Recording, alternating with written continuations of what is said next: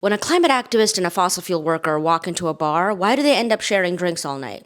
Because they've realized they're being burned by the same guy, the fossil fuel executive. When you think about climate change, you think about how the fossil fuel industry is poisoning our air, our water, and our planet. But when you think about why your rent is too high, or why you can't afford eggs, or why you haven't taken a vacation in 5 years, do you also think about the fossil fuel industry? You probably should, and here's why.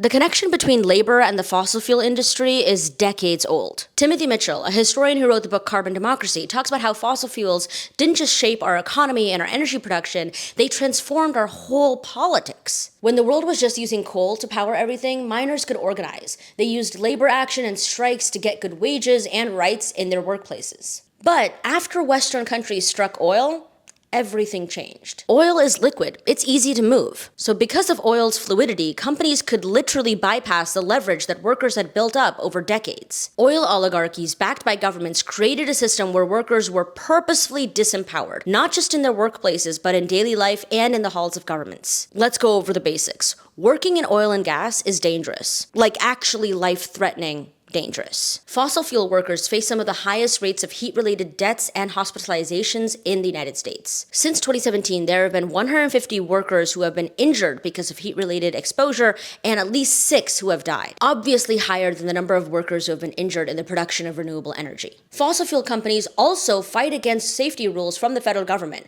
like water breaks and rest times. And it's not like this administration is chomping at the bit to protect workers in this industry. As climate change brings us hotter summers, the fossil fuel industry lobbies corruptly to kill the few regulations that have survived the Trump-Musk hatchet. Well, do we think these fossil fuel jobs at least pay well? No. Oil and gas companies are big-time violators of U.S. wage laws, especially when it comes to overtime. The industry will mischaracterize workers as independent contractors or just pay them a flat fee, meaning that many workers don't get overtime or even a minimum wage. The fossil fuel industry further exploits marginalized people by hiring undocumented workers, people of color, or other immigrants because they are unlikely to speak up for their rights. So that means these workers will face higher rates of wage theft, unsafe working conditions, retaliation, or even deportation. Staying true to their 19th and 20th century roots, the fossil fuel industry is also still a big union buster. To this day, the industry will fight against workers trying to unionize, tooth and nail. So that means everything is connected. Remember, the same fossil fuel executives that make climate change worse are fighting against labor rights, promoting unsafe working conditions, and stealing your money. If we want to leave fossil fuels behind in the dust, it's not just about lowering carbon emissions. It's about justice for workers all around the world. That's why a lot of our solutions to climate change are the same solutions for workers' problems. To stop climate change, we need a federal jobs guarantee that will create millions of green union jobs that will transition us to a clean economy. We need strong federal protections that will keep workers safe during fires, heat waves, and storms. We need to build more affordable, safe housing. We need better pay and union protections for green jobs that often get left behind,